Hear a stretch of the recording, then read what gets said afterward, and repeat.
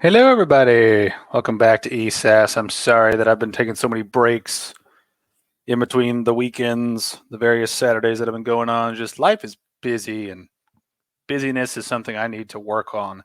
So, first off, before I say anything else, I'm thinking about pre-recording things to upload on the days that I'm not going to be live. So, since this video is taking for fucking ever to get through, I will probably, if I have an idea that I'm going to miss an ESAS on a particular Saturday, I'm thinking I might throw up a pre-recording of me reacting to something or just doing something in the ESAS fashion. So we'll see how that goes. But yeah, we're going to be getting back into the Bloodborne analysis by Acer Aesthetics. We've made it 45 minutes in. This is probably going to be a long-running thing. So yeah, let's just get into it. But first, a couple little things. Like I said, gonna try to throw up some pre-recorded things in the event that a Saturday comes around where I cannot stream for whatever reason. Hopefully that will help us get through this video in a more timely manner, since it's taken me for fucking ever to get to this point, and we're still only 45 minutes into a 7.5-hour video. But we'll deal with it. Also, progress update on the Skyrim commentary. It's going fantastically so far. I have scripted about half of the first video, or I've scripted the entire first video, and I've recorded and edited about half of it already. So I'm thinking it'll probably be out by the end of April, if all goes according to plan. And then after that, I'm going to start working on the script for the next video immediately afterwards. So that should be a fun thing. So commentary is going well. Everything is working. Just praying. Just lots and lots of praying that things work. Just hoping that things work out well. So yeah, let's go ahead and get into this reaction. So Acer was just talking about vendors being placed in the world and where they were supposedly supposed to go. So just kind of a catching up for context reasons. But now let's get back into it. See how far we can get. It seems like the perfect storm may have arrived to undermine Eden Chapel as a significant hub. Now, I'm not telling anyone how to do their job. I am fully aware of how lucky we are that the game turned out to be as good as it was. But maybe if Eden Chapel was to be beefed up a bit, maybe if the Chalice dungeons were accessed here rather than in the Hunter's Dream, or if the NPCs here were less jerks and more helpful, players would have a reason to stop by more often. From data mining and reading all interviews, we know that the Chalice dungeons currently are very different to how they were supposed to be, so this suggestion might have been considered. And I also know that the impulse to make every character you meet be rude is very strong, so these changes might not have been feasible even under the best of development circumstances.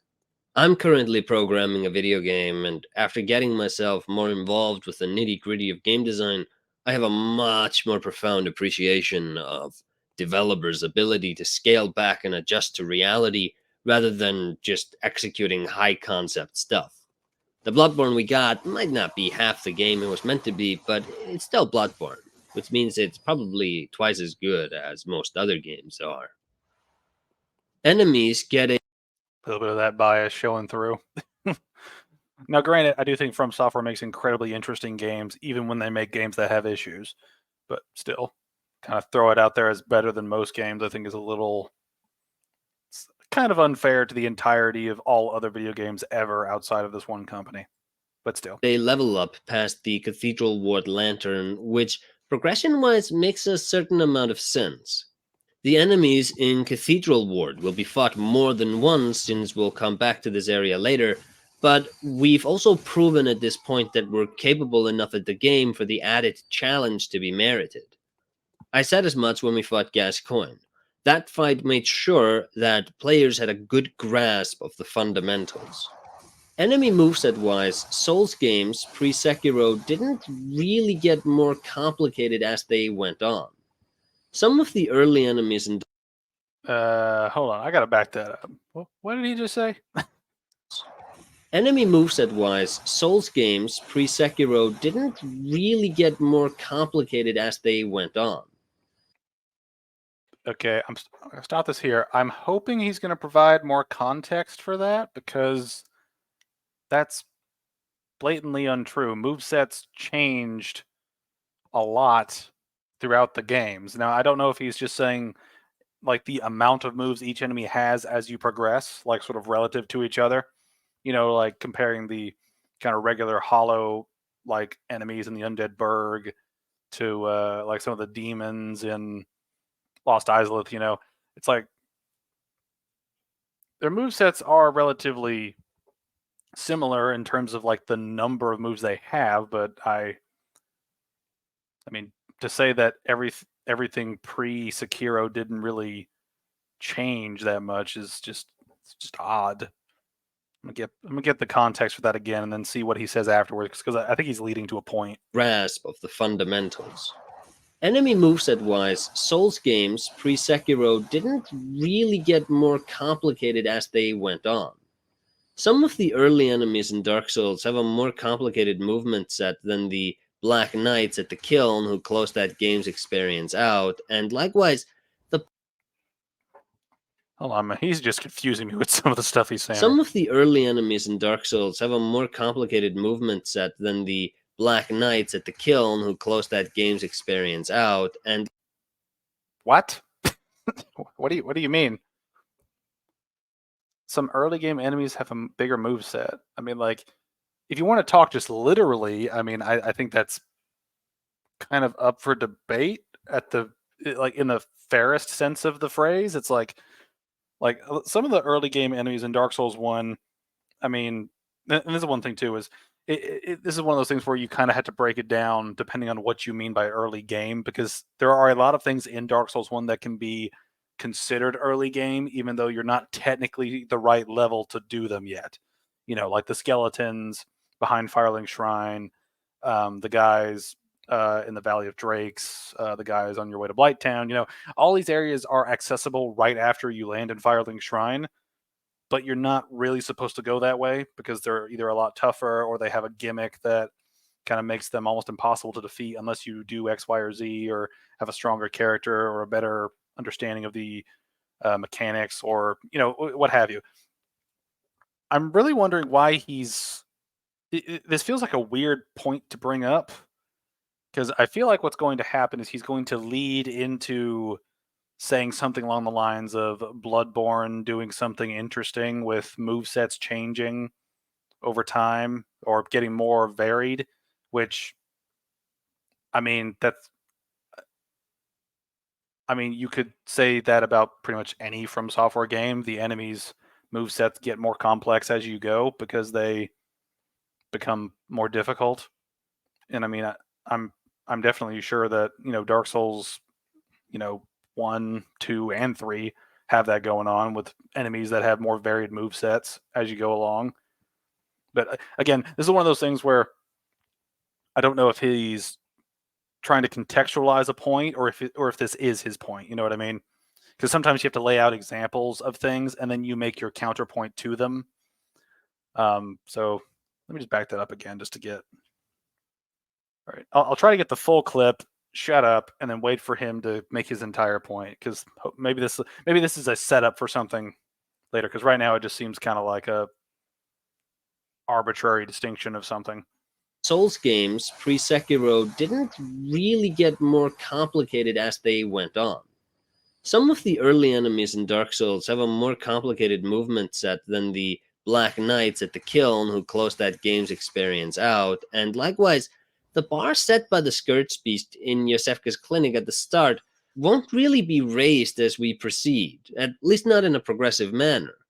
From Cathedral Ward and up until we've killed the Blood-Starved Beast, the complexity of the enemies isn't dialed up, but the abundance of tougher enemies has increased, and enemies are given boosts to their health and damage outputs. And this principle of increasing numbers rather than making the game play more complexly will be maintained right up until the Mensis ritual is complete, at which point things go crazy in the best way. But Okay, so that's the point he's making, is saying that Bloodborne suffers from the same sort of thing. Okay. That's the thing, right? If he was going to draw an exception for Bloodborne, I was kind of going to have an issue with it, but it sounds like he's kind of comparing all of them in terms of like how complex the combat actually is. Now, I think it is kind of fair to say that the games have a consistent form of combat where things don't get ridiculously complicated by the end of the game compared to the beginning. Now, obviously, things are going to be simpler in the beginning because tutorials, intro to the game, the intro to the game's mechanics, and all those other things. But sort of as it goes on, it's going to get more complicated, not just in terms of like what you're doing, but how the game sort of fucks with itself, right? Like a good example is you get bosses that have simple move sets and they expand later on.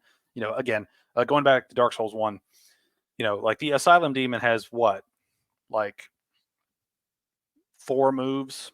It's got like a swipe combo, a long range smash, and then like the jump up and drop down thing. And then you get to something in the late game like Calamite, for example, where he's got, a rear up and fire breath in front of him, a fire cone in front of him, a fly up into the air and breathe fire in an AoE mode. He's got his charge combo where he'll charge, spin around, breathing fire. Right, that's several moves just with fire. Not to mention the tail swipe, the tail slam, his little spin. Any of his, or really just any of his different charge moves, his little swipes, his like foot pounding moves, his grab, effectively the little I forget what that grab is actually called, but the grab where he rears back and uses his magic to pull you up and increase the damage you take. But yeah, it's like things will get more complicated as the game goes on, right? Just in terms of bosses. But in terms of regular enemies, I kind of see his point because a lot of enemies, especially in the earlier sort of like era of these games, that they do tend to have a relatively simple move set. It's usually a handful of moves that are sort of basic, depending on what type of enemy they are and what type of attacks they have and what type of weapons they have. But I think it is a thing where I think every one of these games has a point where it increases and it begins to go up. And I think, and that's usually where that's usually where the difficulty spike really starts, right? Or where you get the first difficulty spike when enemies become more complicated. Like for example, in Dark Souls 1, a lot of people use the Ornstein and Smo fight as an example of the difficulty ramping up because now this is the first 2-person boss fight that you fight pretty much for the entire first phase, and then in the second phase you get the empowered one that is left alive, right? So there's a lot of there's a lot of variability in that. Well, not a lot, but like there's variability in general with that sort of concept, right? Because in the first phase you have 2 different enemies that fight differently. One's very slow and lumbering, one's very quick and nimble, and sort of a tortoise and the hare sort of dynamic. So whichever one you kill, that sort of becomes the souped up version that you fight later on, right? And that's interesting of a fight, but it's also a difficulty spike because once you are able to deal with that, then the game can throw more complicated situations at you later on, whether it be something more gimmicky like the bed of chaos, I almost said chaos, or Nito, or the basically the 4 Lord Soul users, the DLC stuff, and Gwyn at the end, right? Like it's one of those things where the Gwyn's not particularly complicated, but he hits really hard, and you can do things with Gwyn that you can't do with several other bosses in the game, right? It's like Gwyn is parryable, but like that's a huge thing in combat for that fight.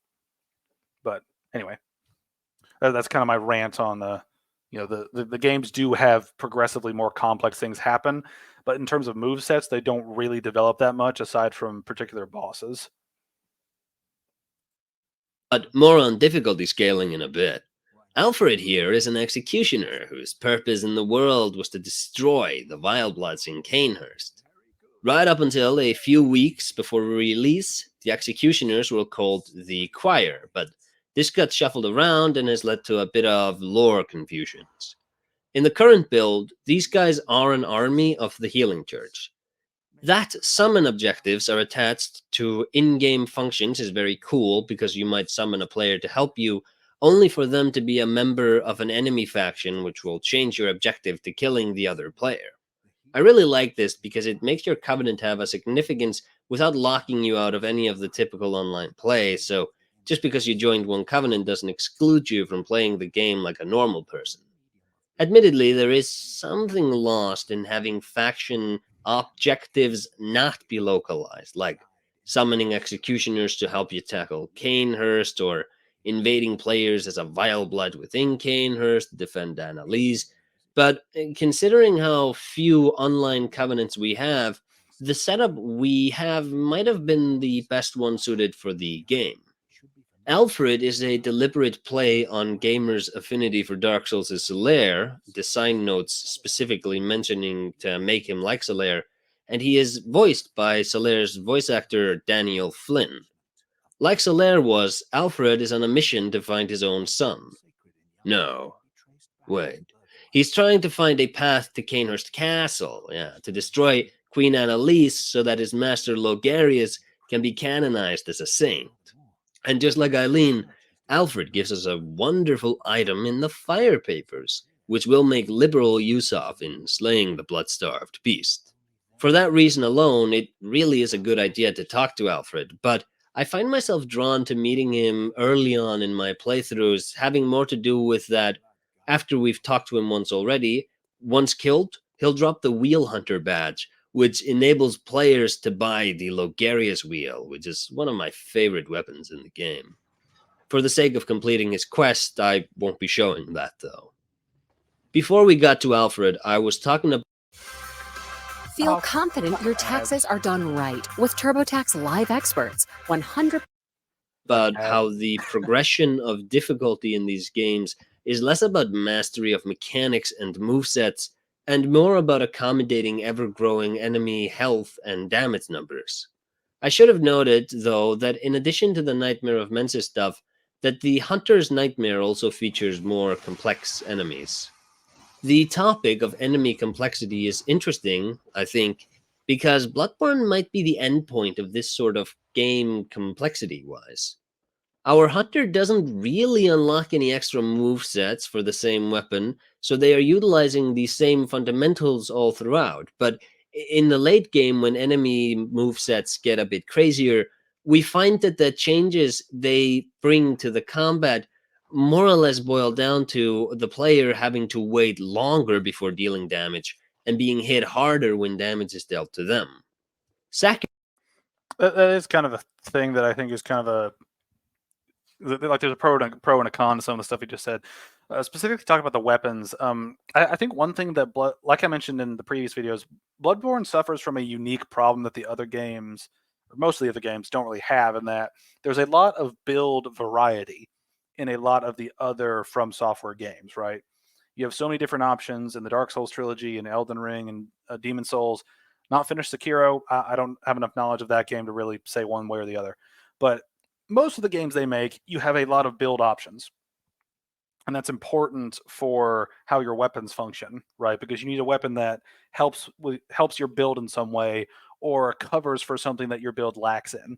So, for example, like as a magic user in most of these games, you'll probably not be able to dump a bunch of points into a weapon that's super heavy, right? Like you can't use a super heavy strength weapon.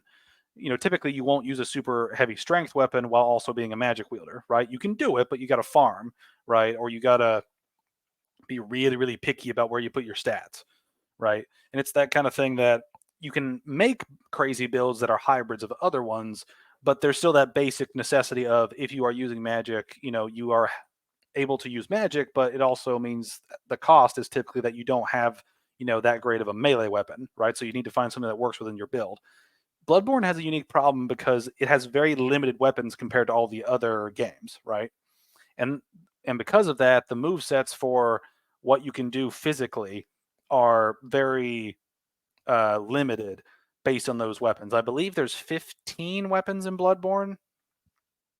I think in terms of like weapons, not counting like items that do damage and shields and the like couple shields in the game and the guns, right? But like trick weapons, I think there's only 15. Might be wrong. I'm pretty sure it's close to that number, but there's not that many.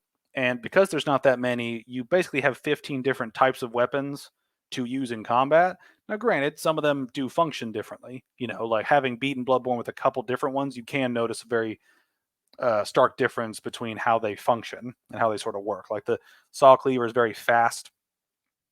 It's very good for being sort of fast and kind of in your face with kind of just slicing. Whereas the hunter's axe is very very heavy, and in its trick form, it's really good for sort of dealing with crowds. It's one of those things where the weapons do have variety within themselves, where they do different things for you at different times depending on the weapon. But it is a thing where the weapons are sort of limited because of that. And the whole reason I'm bringing this up is because when you make a game like Bloodborne, where the weapons are sort of streamlined and only have a couple of them, you can't have too many different attacks that those weapons can't work with, right? Like you can't have a certain like it's very hard to make an enemy or a boss that does something that your weapons cannot help you with, right? And that's something that happens a lot in some games that are sort of poorly made or poorly thought out, is that you get weapons in the game that can't be used against certain scenarios and effectively become useless, right? And because of that, the scenario doesn't work properly and things don't work as well as you might want them. Now, thankfully, a lot of the From Software games are very consistent with this, where they do something where they keep everything within the range of the weapons you have. Now, obviously, there are certain times where you're not going to be able to hit a dude because, they're up on something that you can't reach without going around to get to them, or they're out of range, period, right?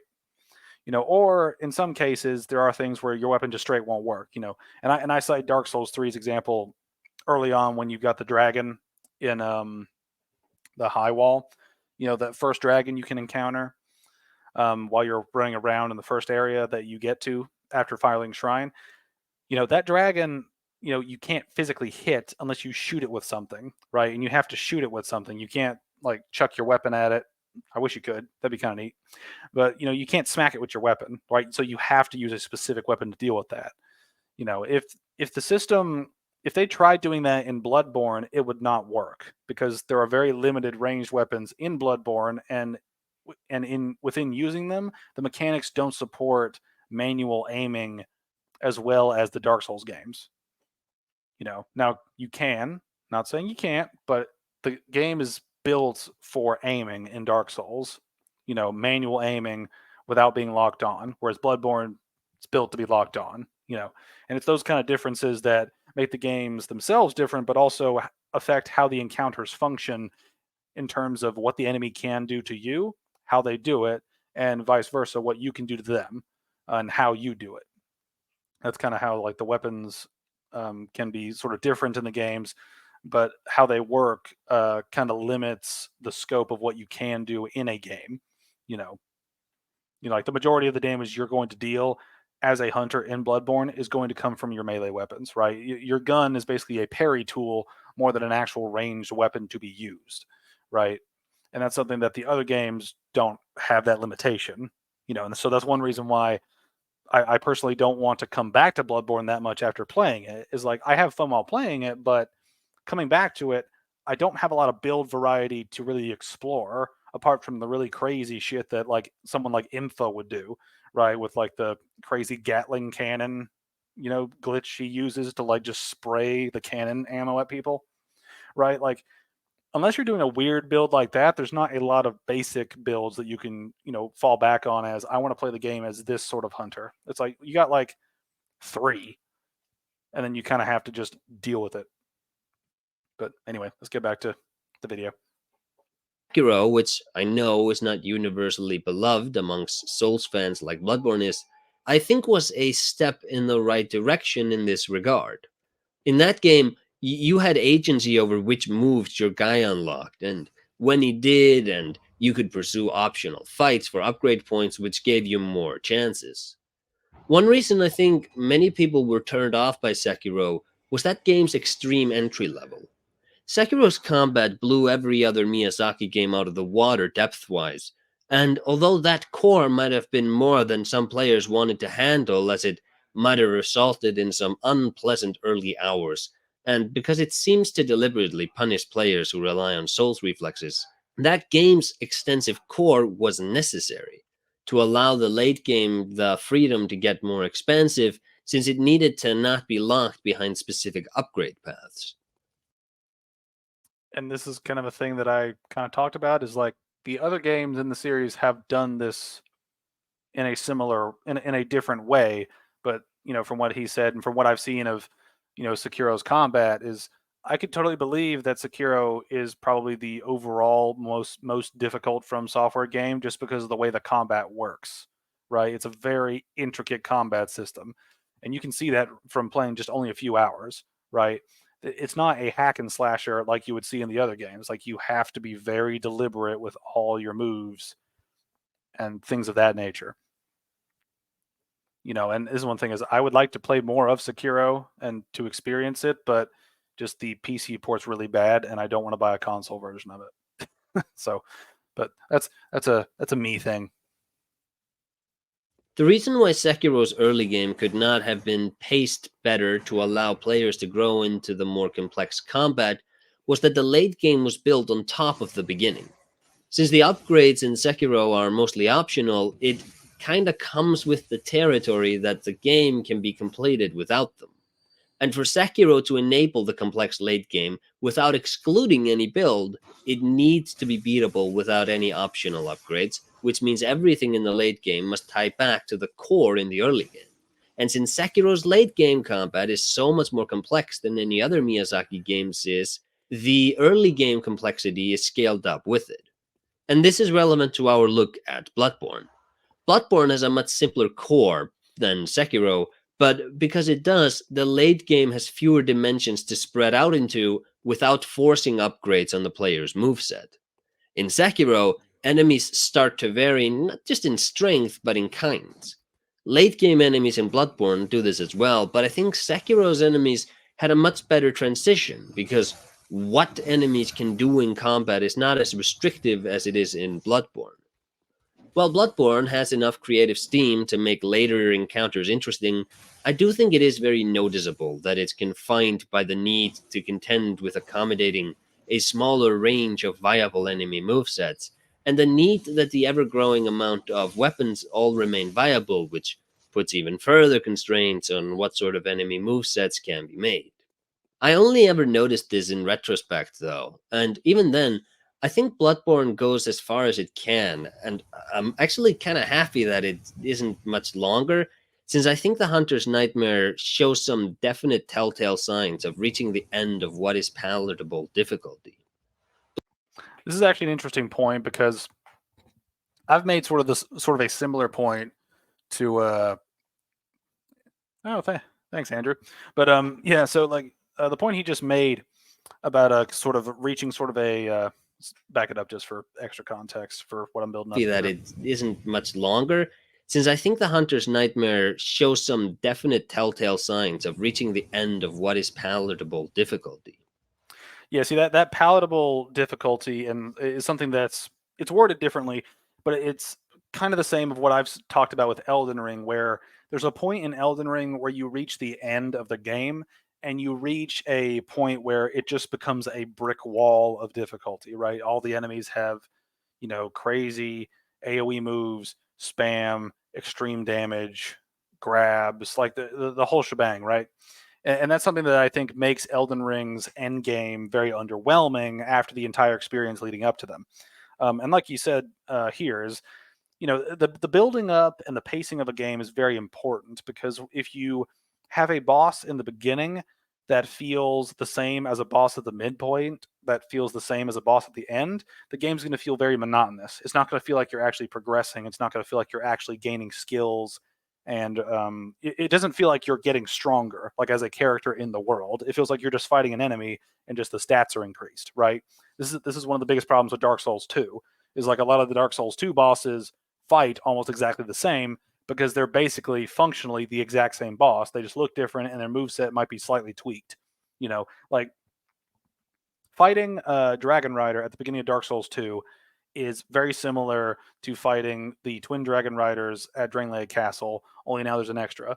And then later on in the game, fighting Velstadt is almost like fighting them too. It's a couple melee moves, but things are shaken up with either an extra enemy or maybe like a spell is cast every once in a while, right? The thing is, though, all of those move sets are very, very similar in the way they're timed, in the way that they are spaced, and in the way that they deal damage to you, right? Velstat's a little better than Dragon Rider just because of like the spells, and his moveset is a little bit more functionally better than Dragon Rider's, right? Dragon Rider's a little bit retarded, but this is the thing that Bloodborne, I think, really suffers from, and you see that in sort of the community reaction to the end game of Elden Ring overall. And I think it is a big part of From Software's design moving forward is they started to sort of broach the wall of difficulty, in my opinion, in some of the late game content of Dark Souls 3, where you get enemies that have very high health, very long combos, and very high damage, right? It's that kind of thing where you're eventually reaching a point where the only way to make the enemy difficult is by giving them the same sort of difficulty that every other enemy has, right? And that's something that the other games didn't really deal with until about the end of Dark Souls 3's time, and Elden Ring, ramped up in its sort of last little bit, like when you look at the last couple of bosses, of Elden Ring, and you look at the last sort of ones that are sort of the last ones for the sake of progression, not counting optional ones, but like the last ones that you need for progression, like Fire Giant, Malekith, Godfrey, Gideon, Radigan, and the Elden Beast, right? All of those fights have differing things that make them unique aesthetically, but a lot of them fall back onto a similar difficulty of just AoE spamming, or there's some huge move that does crazy damage. And while their gimmick might be different, while their aesthetic may be different, and while the damage type they deal may be different, they still fundamentally suffer from the same problem in different ways, where they all fight with these massive AoE sort of attacks, right? And again, I don't have a problem with AoE attacks specifically, but when you put so many bosses near the end of a game that essentially function the same as that, you run into the issue of making all the bosses feel the same, right? And that's one thing that Dark Souls 1 did really well, is making every boss feel different in some way, right? And this also ties into the entire package of a boss fight, right? Because when you look at Dark Souls 1, all of the fights in the game are unique in some way. Now, some of them are more underwhelming than others, right? I'm not going to deny that, right? Fighting 3 different asylum demons with slightly different move sets with slightly different buffs added to them is kind of repetitive and kind of boring by the time you get to the fourth one, or not the fourth one, but the third one, right? And it's just a thing where that was kind of lazy design on their part. But a lot of the other bosses don't have that, even when they have a similar sort of setup, right? Like the original asylum demon is a good introduction to Dark Souls 1's bosses. It's simple, but it lets you know that you're probably going to have to be doing a lot of blocking or dodging to deal with bosses. And it also lets you know that plunging attack is very useful against bosses. And then you use that in my 2 other examples, Capra Demon and almost said the Demon of Song. That's not in Dark Souls 1. Fuck. And the Taurus Demon, right? Those 2 fights both have the plunging attack, but they are very fundamentally different fights because, unlike the Asylum Demon fight, the Taurus Demon is on a narrow pathway, right? So you can't lead him around in a circle like the Asylum Demon. So in order to use the plunging attack and fight him, you fight him in a different way than how you fight the Asylum Demon, because you can do the plunging attack over and over and over, but you have to make sure that the Taurus Demon doesn't hit you on the way up the ladder, in the boss arena, right? And that makes the fight unique and stand out from the other ones that use the plunging attack as a main strategy, because it's a different arena, which makes the boss fight in a different way, which in turn makes you fight in a different way, right? And then you get to Capra Demon, right?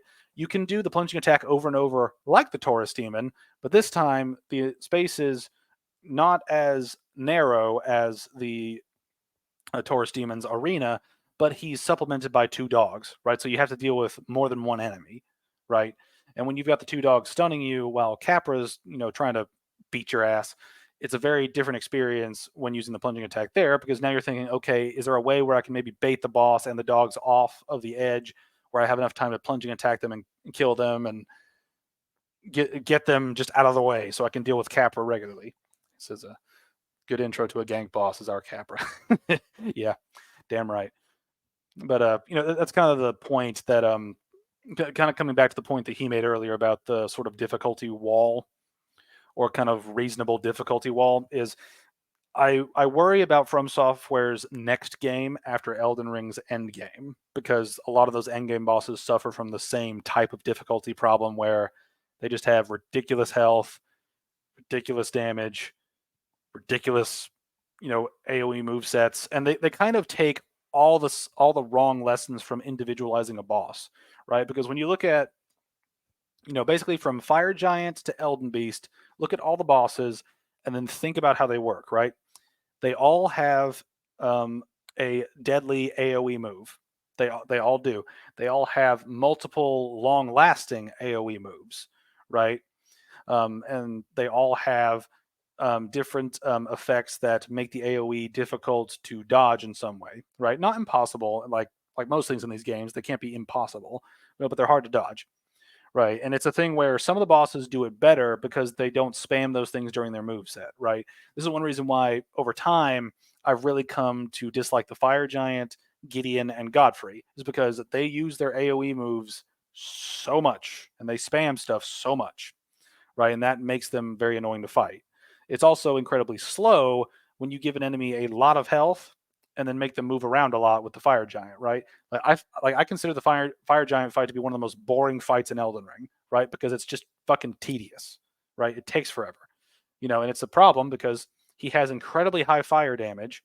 So unless you have a talisman to negate it or some way to mitigate the damage, either through like different spells or whatever for like fire protection, or your physic or something, he does a lot of damage and the fight is really slow, but he's also incredibly like nimble, right? And that's part of the problem with the boss, is that you made him fast, high damaging, and he has very damaging AoE moves that you can get caught in and juggled, if not insta-killed in, right? And that's sort of the problem with the Fire Giant. And those issues extend to Godfrey, with his sort of like slam spam. You also get that with Gideon with his spell spamming. He just has so many moves that counteract you doing anything in the arena. And it comes to the point where all of these enemies feel the same at the end, because it's just a long run of dealing with an enemy that has an AoE move that's very damaging and might kill you, has a long combo that might hit you and kill you, has incredibly high, reaction time so that you don't have a lot of breathing room doing things in between things. It's a thing where all the bosses feel the same, even though they have different types of attacks. And it comes down to how they function and how they deal damage, right?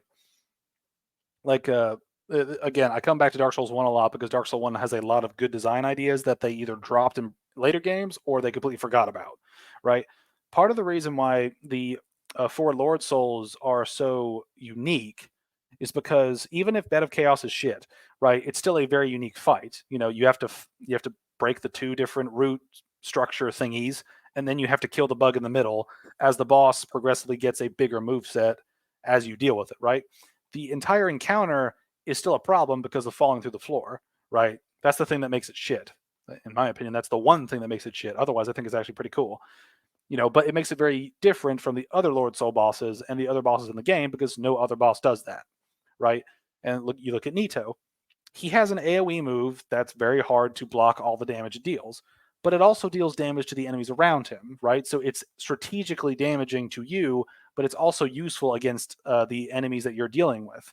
So, strategies, revolve around trying to use that to your advantage. And after he does his little AoE, you punish Nito, right? That makes the fight more dynamic, more unique, and also creates an interesting encounter depending on depending on the different builds and how you can tackle that boss. Similar to, the 4 Kings. Like the 4 Kings are a DPS race. So it is one of the few fights where you want to get out as much fucking damage as possible, as fast as possible, and be willing to trade damage. Because if you don't damage them enough, they will out damage you when they start spawning the other 4 Kings, right? And that makes that boss fight unique, in that you can, it's a race against the clock pretty much to deal as much damage as you can within a certain time frame before another king spawns. You know, Seath is probably the simplest of the bosses of the big four of Dark Souls, just because of, you know, you break the crystal, then you fight him.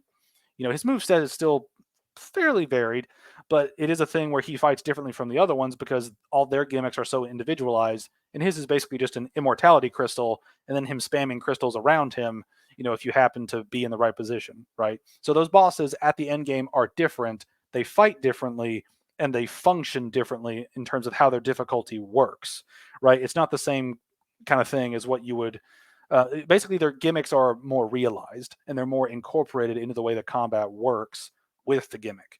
Whereas in Elden Ring, you know, you have the same problem over and over and over, which is enemy with high damage, long combo, big AoE move, large health, able to move away from me very fast, right? All those problems stack up to make the fight more annoying and tedious than an actual like exchange. You know, and that's kind of something that I feel that the DLC for Elden Ring might have a problem with. And this is one thing. Elden Ring was the first From Software game that made me reconsider getting the next game and made me reconsider getting the DLC, right? And that says a lot because I can deal with bullshit difficulty in Dark Souls 2, right?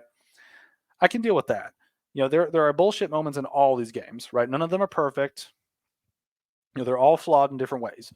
But Elden Ring was the first one where I thought, okay, if this is the direction they're going with their difficulty, I don't want to be a part of this, right? Because even if I get good, it's still going to be a tedious grind of waiting for a moveset to go away, waiting for an attack to end, waiting for them to get their, basically waiting for the bullshit to end for me to actually be able to punish it, right? And that's the biggest problem with Elden Ring that I hope they learn from in the future is that, you know, you need to make your fights more engaging on an individual level based on what they are and how they fight. Because remember, it's not what they use to kill you, it's how they use that to kill you. That's the thing that makes the fights interesting. You know, or at the very least, different. You know, and having every boss kind of kill you the same way just gets annoying and repetitive at the end. But anyway, that was a long-winded thing. Let's get back into this video. Bloodborne takes its combat to a logical conclusion and had the good sense to not test its luck by being longer, and that's a very beautiful thing, because this did not need to be the case.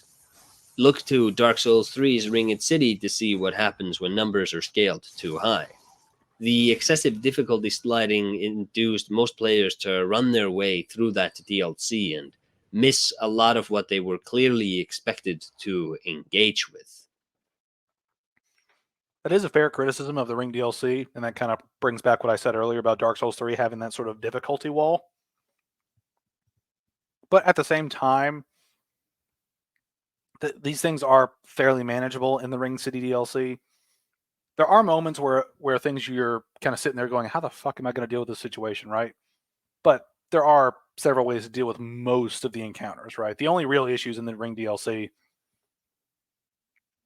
are the instances of the game kind of throwing enemies at you that are in a space that can go against what you can do and are basically almost impossible to kill without trading huge amounts of damage. Like the giant guys, I forget their name, but the giant guys that walk around in the Ring City DLC, those guys are cunts. There's no other word for it. They are absolute bastards. You know, and it's because they summon a lot of ghostly enemies that you can't kill that smack at you while you're trying to smack him. It just kind of overcomplicates the combat in a way that's not really about an interesting fight as much as it is an annoying gimmick to kind of overcome or avoid in most cases, right? Whenever I replay Dark Souls 3, I usually don't go for the kill on those guys because they either respawn or it's easier just to run past them, right? Like it's fundamentally just easier to run past them most of the time. You know, the first one you encounter, you can run past him pretty easily. Game basically shows you a route to get around him, saying, hey, we know they're bullshit, get around them, here you go. The second one you encounter is a little bit more difficult. The third one that you can find after doing some stuff for patches, questline in the DLC, that one's a little more annoying because of the map location, but you can't avoid them all, right? And that's the thing that I can think a lot of people use to kind of give them a pass for their bullshit is that you can't avoid them. You don't actually have to fight them to progress the, you know, bosses basically, but that shouldn't be a pass, right? If an optional boss is terrible, that optional boss is terrible, right? It doesn't matter if it's good or not. Or it matters if it's good or not. It doesn't matter if it's optional or not. So anyway, let's get back to him going through Old Yarnum. I've talked so much about non-Bloodborne stuff during this just as sort of a frame of reference. Now that we're in Old Yarnum, it might behoove us to talk a bit about it. First of all, it has maybe the best use of shadows of any area in the main game. Due to lighting changes, many of the shadows in Bloodborne tend to come out muted, but here the transition is relatively alright because the enemies manage to blend in a bit with the environment. Level design-wise, I think Old Yarnum really embodies that the best levels in this game integrate the environments into the challenge directly. So here we have a setup where we need to keep the camera somewhat focused on a distant ranged enemy while being assaulted by beasts which often hide in smoke. This is one thing talking about this encounter, right? I think this is one of those encounters that can come off as cool when it's actually very simple, right? And it's kind of a thing where it's sort of a like this is the kind of encounter where if you go at it from a certain angle, it can be really tense and engaging. But there's also the flip side of the problem, flip side of the encounter, where it can also be very tedious and red light, green light, right? Because there are safe areas from the turret guy. I forget his name. I think it's Jura. I think is his name. But either way, that encounter can be good one way or the other, right? But it can also be bad one way or the other because of different things, right? You have breathing room in between the areas where he can shoot at you, but that also means that you have sort of the like this area is safe for combat, this area is not safe for combat, and so you kind of have a red light area, where I will stop here to deal with enemies. Then you have the green light area where it's like, okay, I can run. Now this encounter isn't. I wouldn't call this encounter bad, right? Given everything I just said, but I do think that there are different ways that you can approach this that make this. Like if you get into the thrill of it and go after the beast and he starts shooting at you and you keep progressing and running into more enemies, that can be more highly engaging because of the sheer panic of finding more and more enemies as this guy on a tower shooting a Gatling turret at you, right? And that's kind of part like the whole point of the gimmick is you're dealing with beasts while this guy's firing at you the whole time. But it's also a thing where, the kind of tense atmosphere of the encounter can be undermined by the fact that you do have those red light, green light areas where it's like, this is safe, this is not, this is safe, this is not, this is safe, this is not, and it kind of switches back and forth between the gimmick and then the regular game, kind of going back and forth. Like I play these games relatively conservatively where I kind of look around before I like jump into a thing. I try to get an idea of an area before I go into it. Now, it's not always the case. Sometimes I just say, fuck it. But it is one of those things where sometimes encounters can be designed to be a sort of like, let's see what happens. Let's just give the player two different challenges to overcome at the same time and see how they blend, versus creating two different types of problems to solve at the same time and trying to commingle them together where they will work together in a harmonious way, as opposed to this where it's kind of just, this is the area where you fight demons, or not demons. I'm still thinking of Lost Isolith. This is the area where you fight beasts. This is the area where you get shot by a turret. Try not to overlap the two. That's kind of the basic strategy that ends up making this area sort of less intimidating and more sort of long-winded than it probably was intended to be. The gunfire assaulting us is coming from a veteran hunter named Jura, who, along with his allies, has taken up the thankless job of protecting Old Yarnum from the prying eyes of those that would do the inhabiting beasts any harm. Old Yarnum was the beginning of the Healing Church's downfall. Most of the enemies we fight here are designated as beast patients and can be seen wearing bandages and drop blood vials, antidotes, and most peculiarly, beast blood pellets. Beast blood pellets are one of this playthrough's go-through items, and their description reads, large medicinal pellets supposedly formed of coagulated beast blood, banned by the Healing Church due to their unclear origin, grants a spurt of beasthood. Ripping apart the flesh of one's enemies and being rained upon by their splattering blood, invigorates one's sense of beasthood, feeding strength and euphoric feeling alike. This references the effect of blood drunkenness, and it's interesting that these things were banned by the Healing Church, considering they are the ones who gave them to the populace and are still doing so in the Forbidden Woods.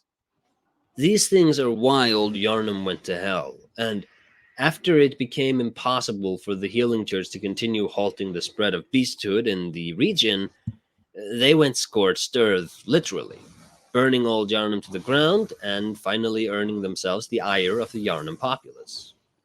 They still managed to exercise great power in the city, though, since they're more of a cultist mob than an organized political, spiritual body. For this fight, I'm utilizing a tactic as old as time, which is to try and funnel the enemies into a meat grinder, but I'm having a hard time because my weapon does not do enough damage to manage the flow of enemies, so my stamina is being overtaxed. Since Bloodborne dropped the shields and armor classes, the role of stamina has shifted significantly. Okay, yeah. So I didn't talk a lot during that because lore. I'm more of a people kind of know. I'm more of a mechanic guy when it comes to like the Dark Souls-esque type of games. But yeah, I'm also not super familiar with Bloodborne's lore. I've got a lot of I know a lot of information from it from like VaatiVidya and different clips he did, and not clips he did, but different videos he did on it. But I'm not ultra familiar with every aspect of the lore of Bloodborne. So it's more of a mechanical thing for me to discuss things, which he's leading into something about stamina. So let's hear what he has to say. So my stamina is being overtaxed. Since Bloodborne dropped the shields and armor classes, the role of stamina has shifted significantly. It used to be mainly a means of minimizing damage. You'd raise your Hold on. Hold on here. classes. The role of stamina has shifted significantly. It used to be mainly a means of minimizing damage. That's just fucking wrong. Like I'm sorry, that is just fucking wrong. Okay. Like you attack with your stamina, right? You attack with your weapon with stamina, right? There's no like the only other ways to deal damage are by throwing shit at an enemy or like casting a spell. And eventually you run out of those things. Right? Like oh man. Like that this is one thing that I've thought about more as I've made commentaries, and I think I mentioned this in the other streams, is that you pick up on a lot of things after you kind of rewatch. Like I rewatch my own content, one because I like what I make, but also because it helps me look at things in terms of how I view the way I explain things, and that's something that I think would help here because this is kind of a point where you look back on it and you're like, why did I say something that's so off and weird? Like why am I making this point about the stamina thing and then saying something that is just very, very odd and off when it's very provable that like this is a duh moment. This is not what you're talking about. Like again, going back. Shields and armor classes, the role of stamina has shifted significantly. It used to be mainly a means of minimizing damage. It's like that's the thing is you use a lot of stamina to block things in the previous games before Bloodborne, but you probably use more stamina to attack, right? I mean, like this is the thing where this is the thing when you say something like mainly, you make it seem like that's the primary reason it exists. That it makes you think that this is the real meat and potatoes of what the system is built for. If he just said that a lot of stamina was used for blocking, that would make total sense, and I'd have no fucking problem with him saying it, right? Because I think I know where he's going with this stamina conversation, but it's just one of those things where you look at it and you're like, you didn't have to word it this way, and also just stamina is used for attacking and defense, right? That's a basic gist of all these games, right? You either block or dodge with stamina, you attack with stamina most of the time, right? Unless you're throwing something. But like that's the point of sort of like having stamina bars, that the interweaving activity of what your health is at and what you can do with your stamina is part of the sort of rhythm of playing these games. Is you have to manage your stamina and make sure that you're not going to get caught out when you have low health and low stamina. You'd raise your shield to eat the attack, and it'd drop your stamina instead of your health. And the juggling act used to be in knowing when to block an attack and when to try to roll away from it to reserve enough stamina to feed your counterattacks, which were your rewards for playing the avoiding game right. Since Okay, all that's right. All that's right. Okay, so let's see what he's leading with this. the shields are gone, stamina is exclusively used for attacks and dashes, and the juggling act this time around is calculating whether you have enough stamina to dash your way around the flurry of attacks coming your way, or whether you want to eat some of those blows, knowing that the rally mechanic will minimize or even outright eliminate the damage done to you. It might be useful to think of the alteration to stamina this way. In Souls, stamina was mainly how you avoided damage. In Bloodborne, stamina is mainly how you pursue damage. That's a really weird wording. That's a really, really weird wording. Yeah, basically assuming all players in Dark Souls games use shields to justify his point. Yeah, it's one of those things where I've seen this a lot with several other commentators, and I've suffered from this problem too. Is you look at something and it's the kind of unconscious bias of you think everyone plays like you, and because of that, you assume the way you play games is how a lot of other people play games, and it's a thing where you have to kind of go out and figure out that they don't play like you, like obviously. That's sort of a no-brainer, but you kind of unconsciously don't think that until you actually see someone who kind of puts it in perspective, as sort of a counterpoint that, hey, you may play like this, but I don't play like this. And it's that kind of mix of, your experience and how you play informs your view of how you play the thing. And it's the same for other people. But then when you put the two together, you have, you get a deeper understanding of the game and how it works overall, because you got the two different perspectives on two different ways to solve the problem. But yeah, let's go back a little bit. To stamina this way. In Souls, stamina was mainly how you avoided damage. In Bloodborne, stamina is mainly how you pursue damage. And this is a very significant change player-wise, considering how inconsequential it might seem on paper. This translation from mainly facilitating avoiding enemies to pursuing them is one of Bloodborne's biggest success stories, and it's because this worked that the game manages to be more aggressive than Souls was. Okay, I'm kind of trying to assume what he means by some of these comments he's saying, because I'm a little fuzzy on exactly what he means by that.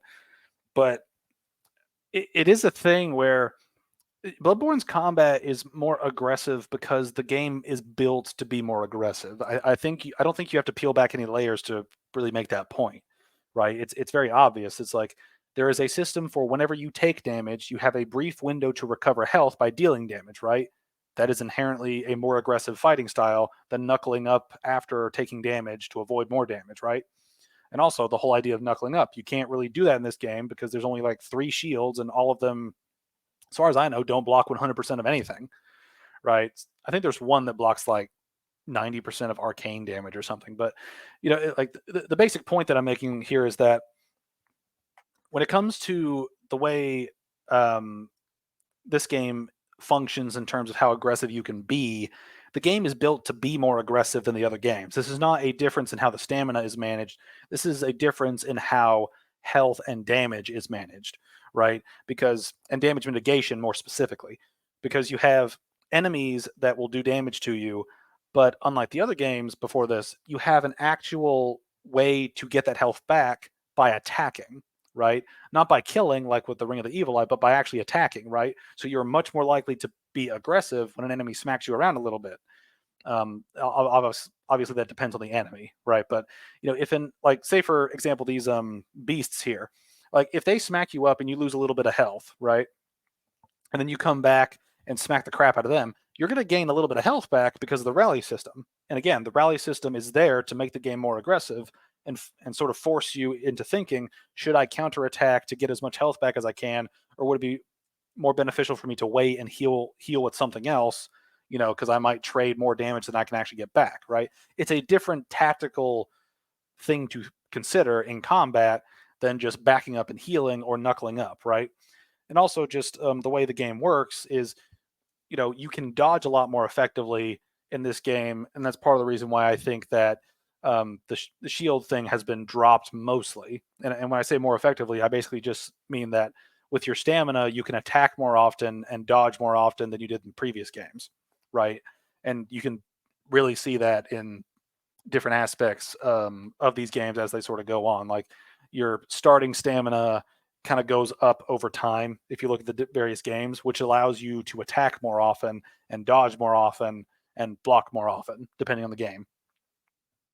But just the point he's making here is he's kind of drawing the right conclusion from the wrong part of the game, right? Like he's getting the correct information, but from the wrong source. And that's the kind of weird thing that makes this section a little strange.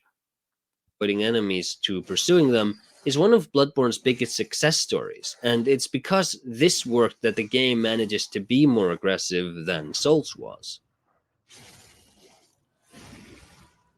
I'm going to have a good time working my way through the skirts beasts in this area because my weapon of choice has specific qualities that lock them from starting an attack animation proper.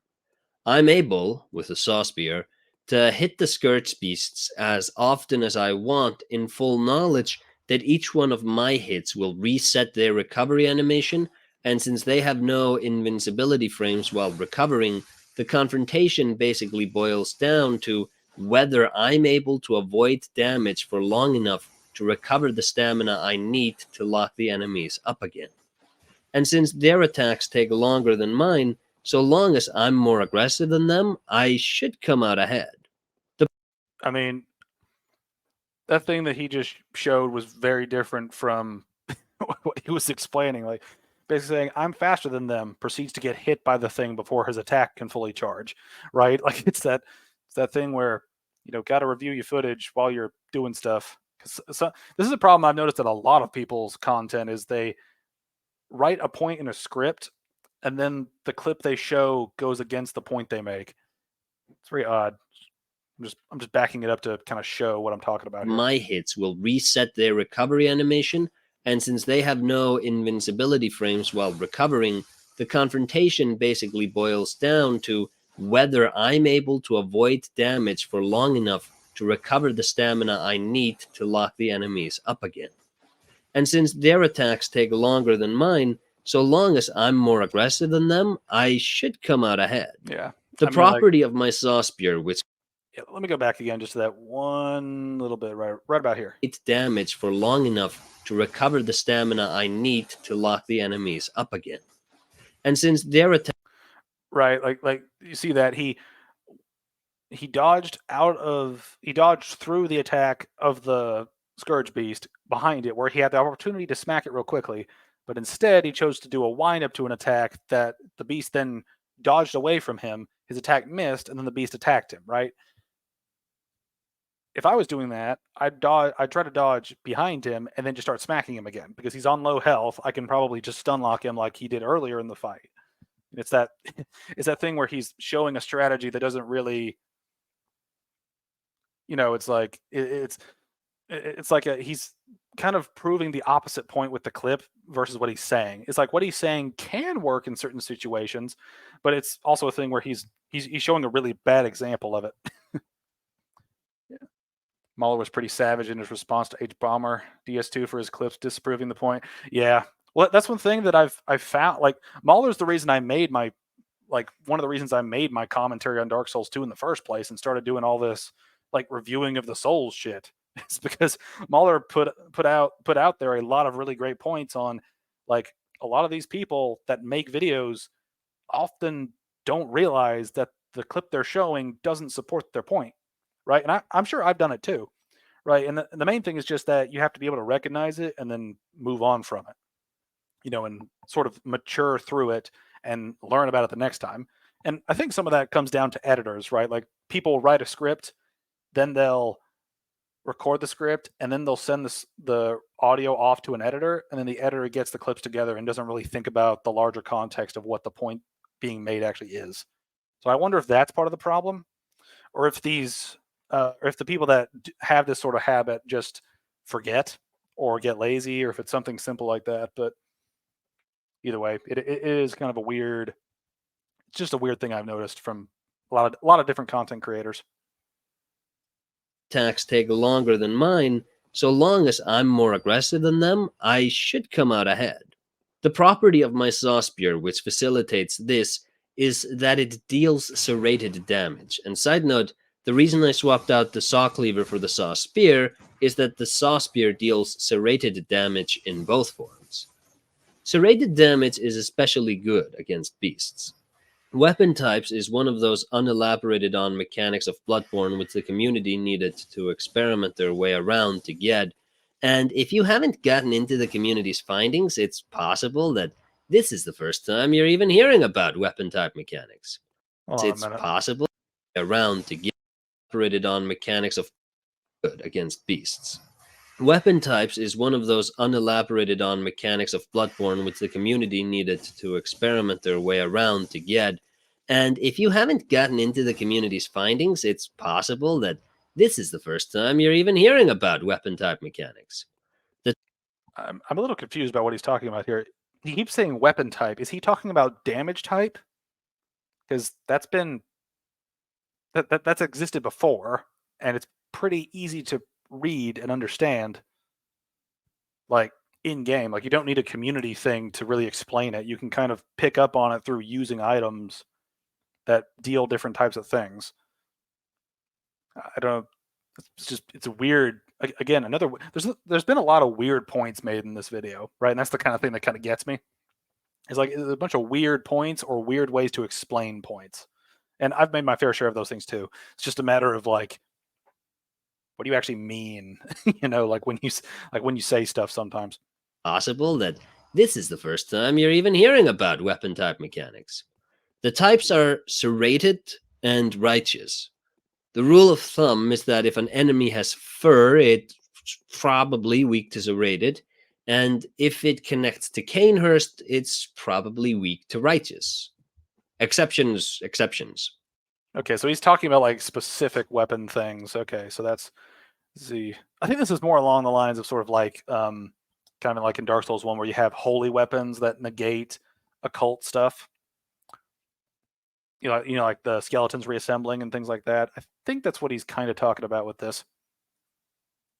And the way to tell if your weapon has serrated or righteous qualities is to see whether it has saw teeth or not, and whether it has a history of fighting the enemies of the church. Again, exceptions here and there. I won't bore you by listing the weapons here, I just wanted to have this weapon type talk out of the way before I took care of the blood-starved beast. Because this fight is a good example of rewarding expectations. The blood-starved beast is weaker to serrated weapons, and is weak to fire. And it has a poison stat, so players might want to have some antidote on hand, which is dropped in abundance in Old Yharnam.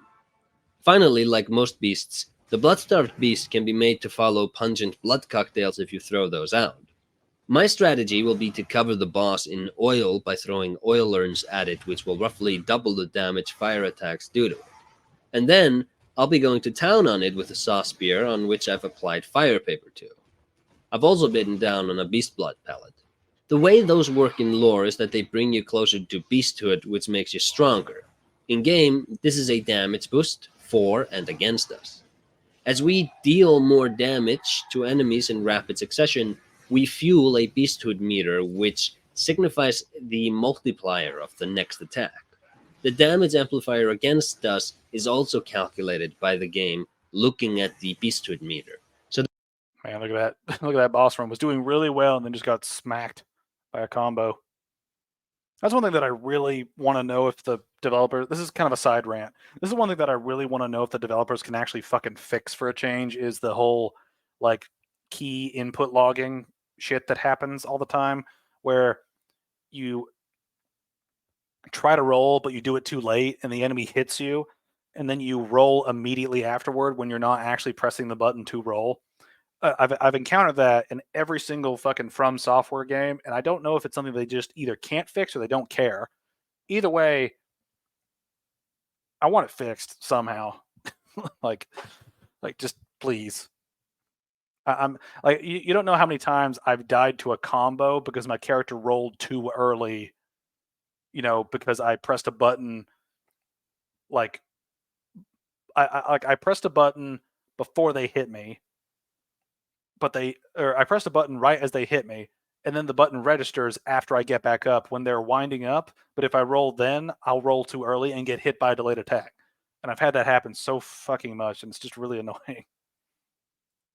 So the best way to describe these pellets might be to say that they enable high-risk, high-reward plays.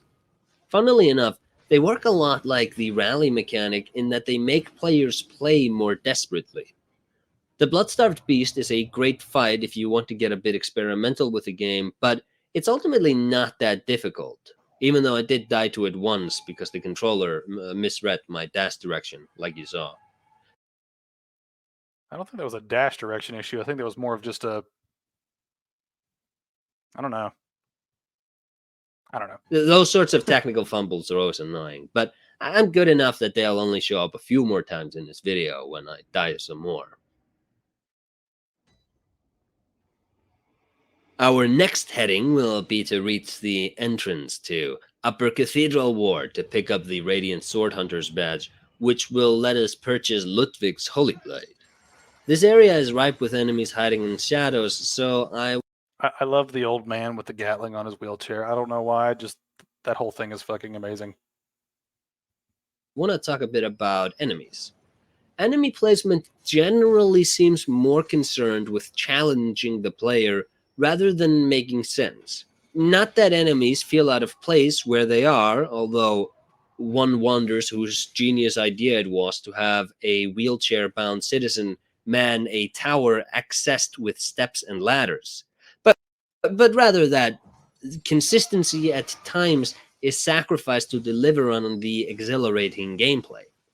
One reason this might be is because many of the enemies don't have a really solid origin because the story they were supposed to appear in was cut from the final version of the game and they had to be repurposed. If we're solely going by the placement in terms of challenge provided, Bloodborne is perhaps the best outing FromSoft ever delivered.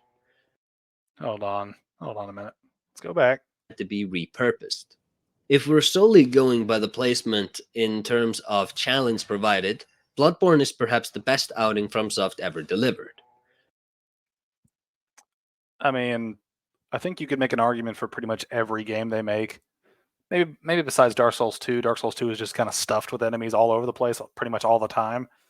But excluding a few areas, but like it's a thing where I think all these games do a pretty good job of placing enemies in a place where it creates a challenge that's interesting and dynamic, where it's not overly repetitive and all this other stuff. Anyway, we'll see where he's going with this. For the most part, they've managed to cull the generally unfavored tactics out of the bunch, such as enemies seeming to have endless stamina or not caring about being hit. And there are some new behaviors enemies display here which makes interacting with them interesting. I've already noted that they go on patrols, but they also have attacks which aren't really meant to hurt the player but rather interrupt us mid-swing to leave us vulnerable. This is hitting the hunter with a torch, and this is the huntsman's minion pushing us. Considering Bloodborne's emphasis on speed, these tactics make a lot of sense since they penalize unattentive players and makes recovering health and managing groups more difficult. We're gonna go fetch some things in the abandoned old workshop now, and I swear, if Miyazaki had an unlimited budget, he'd just make a game where players precariously fall down differently elevated beams over a dark chasm. The Hunter's Workshop was constructed by Gurman long ago, and after the Healing Church's experimentations with old blood began spawning more beasts than could be handled, the operation of the Hunter's Workshop was massively expanded upon, as somebody needed to put these things down, and Garmin was their man. He standardized the practice of beast hunting, and those who followed were largely inspired by him.